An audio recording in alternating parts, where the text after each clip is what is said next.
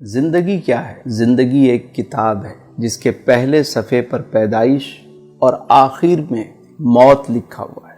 بیچ کے جتنے صفحات ہیں وہ سارے خالی ہیں، آپ جو چاہیں لکھیں، لیکن لکھتے وقت یہ ضرور سوچیں کہ جب احکم الحاکمین کے سامنے یہ کتاب کھولی جائے تو آپ کو شرمندگی نہ ہو۔ مولانا روم علیہ رحمٰن نے ایک بڑا خوبصورت واقعہ لکھا۔ آپ فرماتے ہیں کہ ایک شخص کو ایک قیمتی ہیرا ملا، انمول ہیرا۔ وہ اسے لے کر جوہری کے پاس گیا اور کہا اس کی قیمت کیا ہوگی؟ تو جوہری نے اسے دیکھا تو کہا کہ میں اپنی پوری دکان بھی دے دوں تو اس کی قیمت ادا نہیں ہو سکتی، اس پورے سرافہ بازار میں کوئی بھی اس کی قیمت نہیں دے سکتا۔ تم ایک کام کرو، اس کو لے کر بادشاہ وقت کے پاس جاؤ، ہو سکتا ہے وہ اس کی قیمت دے دے۔ وہ شخص وہ ہیرا لے کر بادشاہ کے پاس گیا۔ بادشاہ نے جب اسے دیکھا تو وزیر سے پوچھا اس کی مالیت کیا ہے؟ بادشاہ کو بتایا گیا بادشاہ سلامت اگر ہم اپنا تخت و تاج بھی دے دیں تو اس کی قیمت ادا نہیں ہو سکتی، یہ ایک انمول ہیرا ہے۔ بادشاہ نے کہا بھائی کسی قیمت پہ بھی مجھے چاہیے۔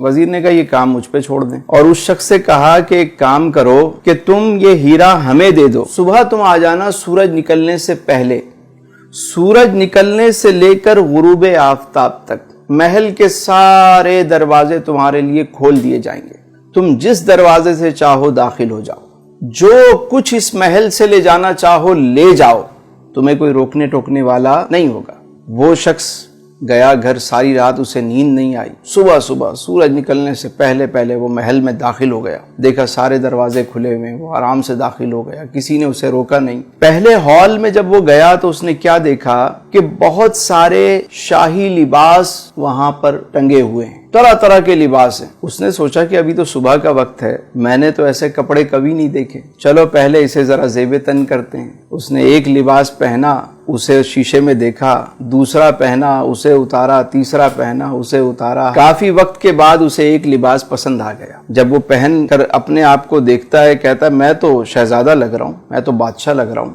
اب وہ آگے چلا، آگے جب گیا تو وزیر موصوف نے کیا کیا، دوسرے ہال میں طرح طرح کے شاہی کھانے چنے ہوئے، دسترخوان لگا ہوا ہے اور تازہ کھانے پکا کے رکھے گئے ہیں، خوشبو آ رہی ہے۔ اب یہ شخص پوری رات کا جاگا ہوا، بھوک سے اس کا برا حال تھا۔ اس نے جب ایسے کھانے دیکھے تو اس کی بھوک اور بڑھ گئی، ایک کھانے پہ ٹوٹ پڑا، کبھی اسے کھا رہا ہے، کبھی اسے کھا رہا ہے، کبھی اسے۔ جب اس نے سیر ہو کر کھایا، شکم سیری ہو گئی، تو پھر یہ آگے چلا۔ اگلے ہال میں کیا منظر دیکھتا ہے کہ وہاں شاہی بستر لگا ہوا ہے، کنیزیں جو ہیں وہ پنکھے لے کر کھڑی ہوئی۔ اس نے سوچا کہ ابھی تو صبح کا وقت ہے، ابھی تو بہت وقت پڑا ہوا ہے، کیوں نہ میں تھوڑی دیر آرام کر لوں۔ یہ شاہی بستر پر لیٹتا ہے، کنیزیں پنکھا جلتی ہیں، اور یہ جو پوری رات کا جاگا ہوا، پیٹ بھر کے کھانا کھایا ہوا، اب جب یہ سویا تو اللہ طول اچانک اس کی آنکھ کھلی تو دیکھا کہ دربان اس کو اٹھا رہے ہیں۔ جیسے ہی اس کی آنکھ کھلی انہوں نے کہا بھائی وقت ختم ہو گیا، سورج غروب ہو گیا،